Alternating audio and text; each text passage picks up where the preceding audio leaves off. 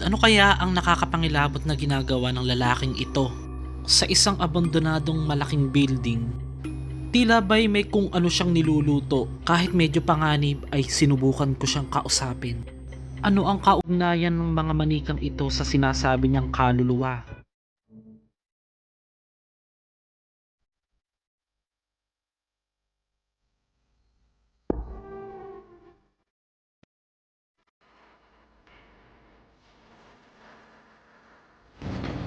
Yan, pag hinabol niya tayo, dito tayo pupunta.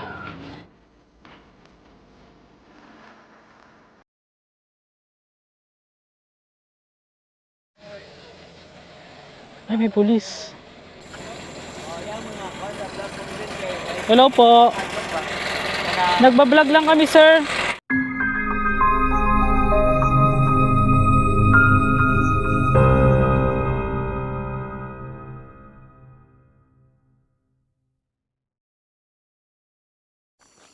Kung tatansyahin ko yung layo, guys, parang mga almost 2 kilometers ganun, or 1.5. So ito mga master, nakikita nyo itong bahay na to. Creepy siya. Oo, papasukin natin. So inaalam ko pa yung story ng bahay na ito. Wala pa tayong alam kung ito ba yung bakit na abandoned, gano'n nakatagal na abandoned. Creepy. Ay, sira-sira na pala.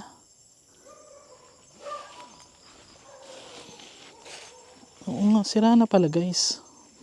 Grabe yung mga bahay dito sa Bohol, no? Nakakatakot.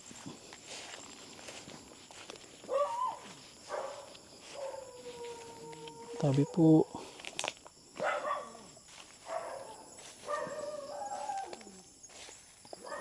Lulubat na kasi ko. Paano tayo makapag paranormal ano dito? Subukan natin bago tayo umakyat. Kailan pa na makakaakyat eh? Ano na? Tawag dyan.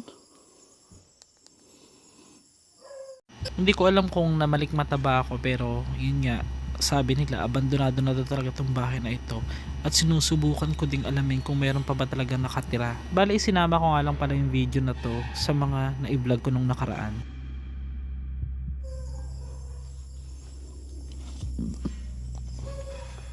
Tawag yan, ano na, sira na. Silip na lang tayo, guys. Pasensya na kayo ha. Kayo na muna maunang ano, kung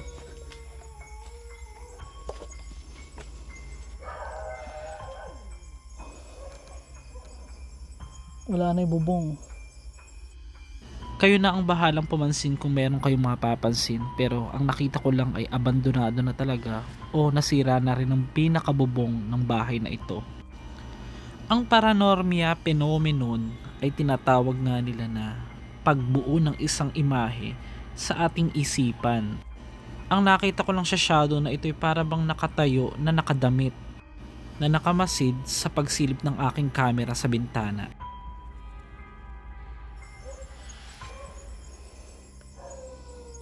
Creepy.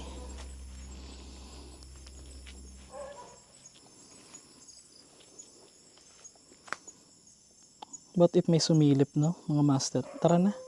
Pero try lang natin saglit mag ano. O, bawas-bawasan ng pagkakape. Si Dudong yan, kasama ko. Anak ng tito ko yan.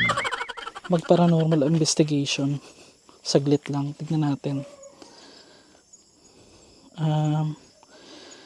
Itong ghost tube. Try natin. Maingay kasi mga aso, guys eh.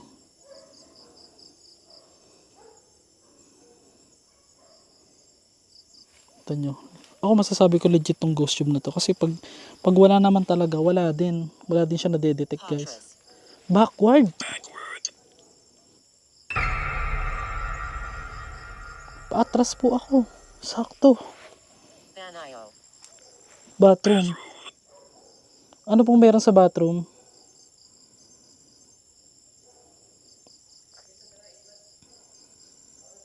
Anong meron po sa kandila?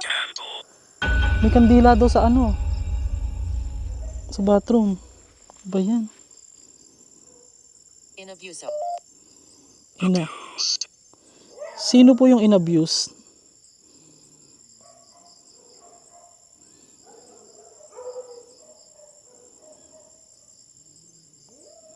Try natin itong isang pang detect guys. SLS. Ayan. Kasi itong SLS, nakaka-detect yan ng shape ng tao. Tingnan mo yung aking pamangkin, no. Ayan.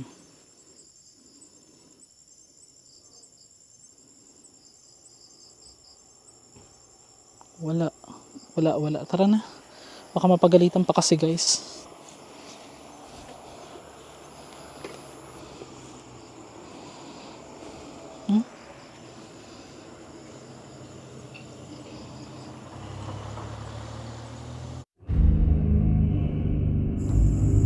So ito, nakakita tayo dito ng isang malaking abandonadong bahay. Wait lang guys.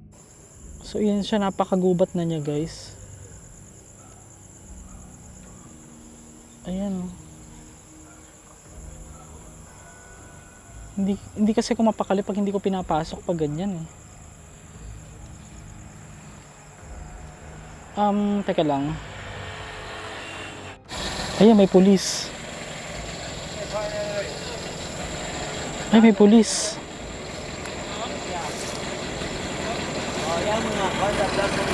Hello po. Nagbablog lang kami, sir. Nalang kami dire sa gawas. Hindi na kami. Sinong tirahan yan? Ambot lang, sir. Nadaanan lang namin ba? Kana naka-video ako ba? O sa labas na tayo? Oo, hindi na kami papasok eh. Baka maano kami ba? Oo. Nag-risa mo? Ako po, taga Manila pa. Thank you po. So yan guys, grabe. Ayun ang sinasabi natin guys, kasi pag ganyan, dapat talaga may meron tayong permit sa barangay. Sino yan? Ba't siya sumunod? Nagtatanong lang siya ba?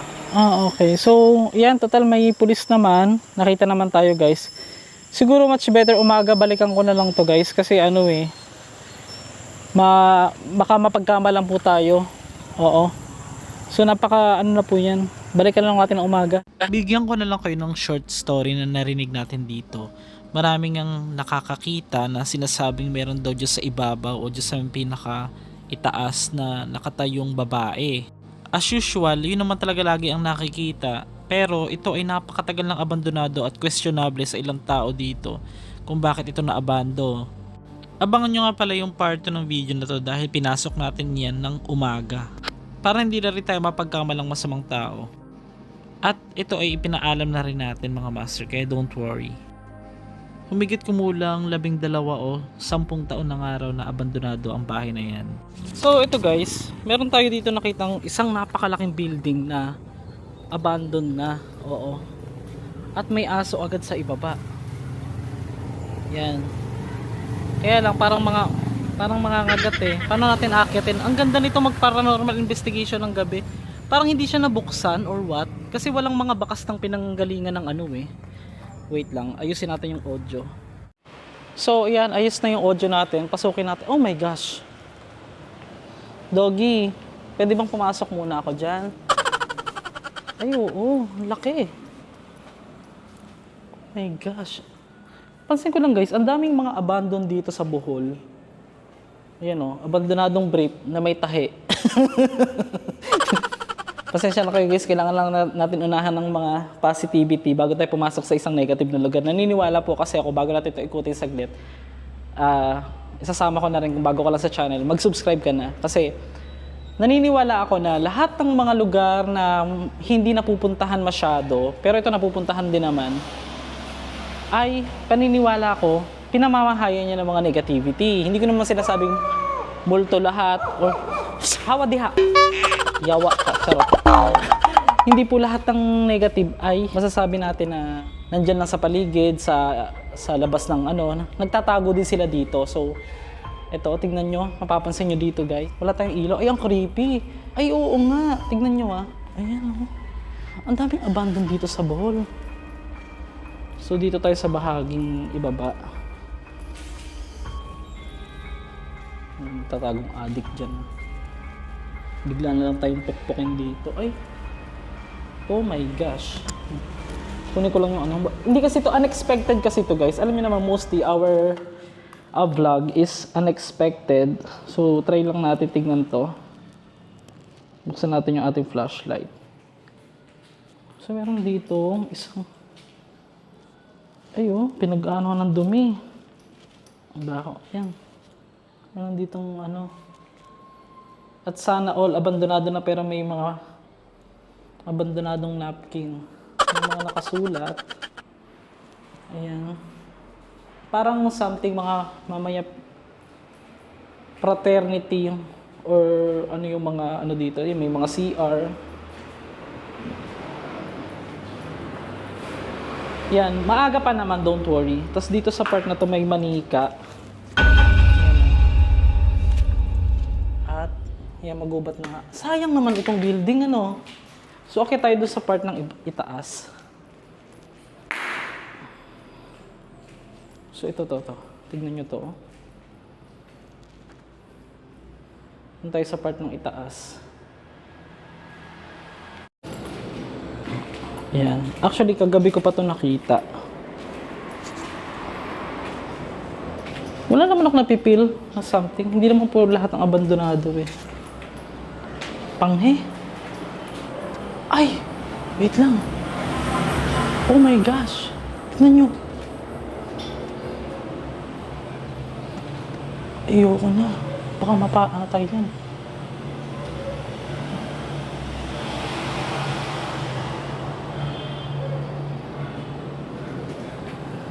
Oh my gosh. Tingnan natin yan. Tanggalin natin yung flash. Unexpected. Ito, kinakabahan ako dito sa lalaki. Tingnan natin kung kinakabahan ako. Ano ba? Tatanungin ba natin kung ano? Tuloy ba tayo? Bagay, malapit lang naman ang kalsada. Madali naman tumakbo.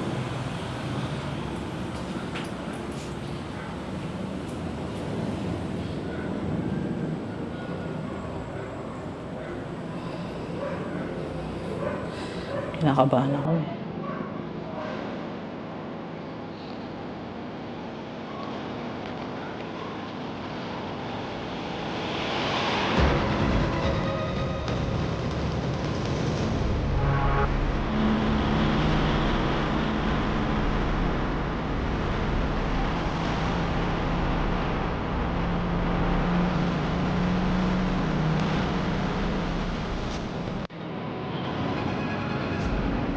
Mas kinakabahan ako.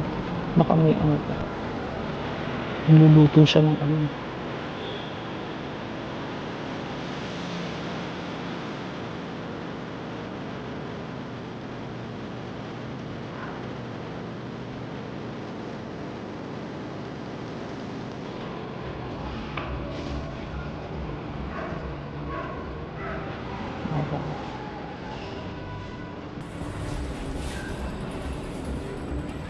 Ayo. Ayo. Ayo. Oh my gosh. Ayo.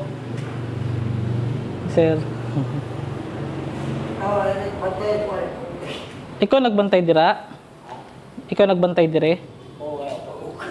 Ah. Ano yan, sir? Unsa na? Lamok. Ah. Sa lamok? Kumain ka na? Nagkaon na ka?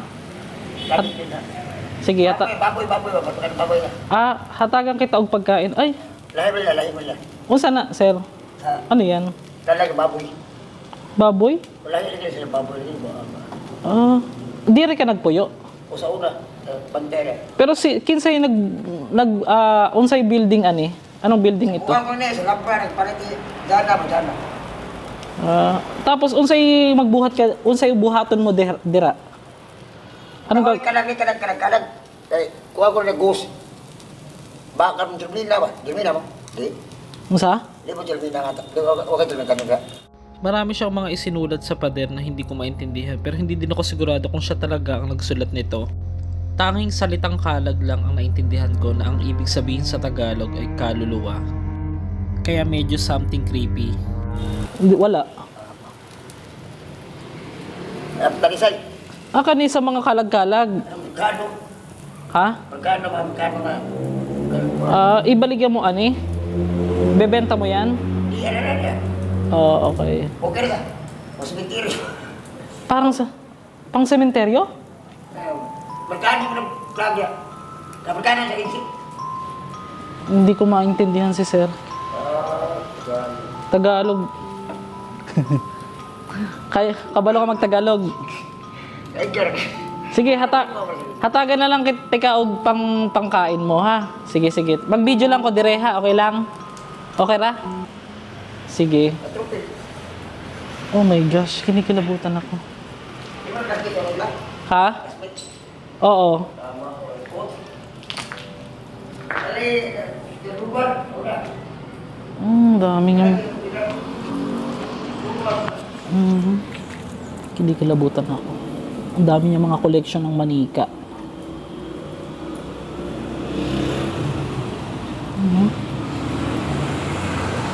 Huwag tayo magtagal.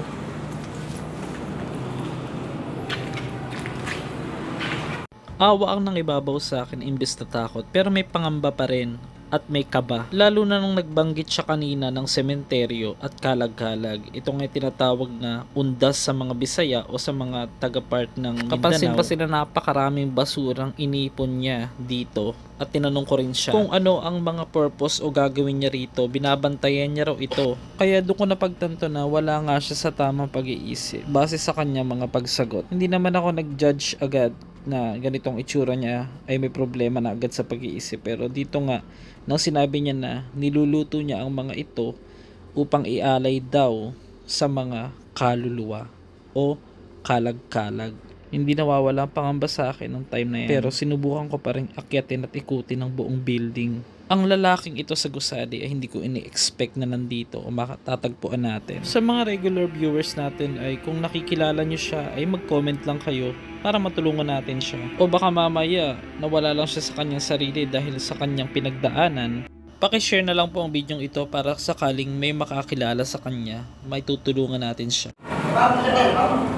Ikaw lang dire mag-isa?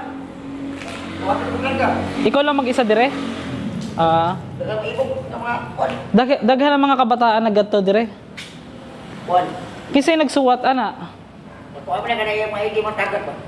Okay. Pwede mag-akyat sa taas. Sige. Tanawa lang ko mabalik ko, ha. Oo. Oh, sige. Oh my gosh. Akyat pa rin tayo. Mamaya na natin siya bigyan. Kinakabahan ako. For the sake of vlog, guys, kahit medyo risky, tingnan nyo siya, nandyan lang siya. Possible na may gagawin sa atin yan, pero I think there's nothing wrong to ano. Ang tawag dyan? Ayan ang itsura ng pangalawang floor. To worry. Ito na pala yung last part eh. Tignan natin tong dito sa part na to. Ay, ako si kuya. Nakabahan ako. Yan, pag hinabol niya tayo, dito tayo pupunta.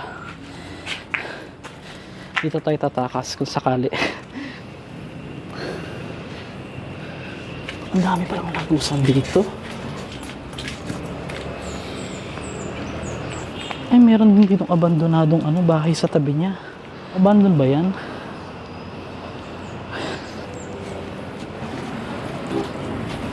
Bigyan natin, kawawa naman. Ay! Yan. Bigyan natin.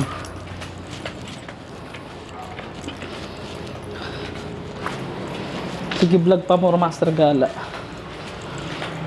Diyan pa rin siya.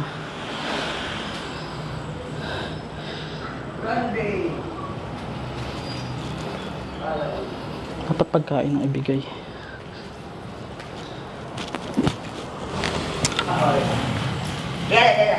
Nabikin. Sapo, siguro. Nagagugban na kawaya. Tinuban. Ano sa? Ano sa man?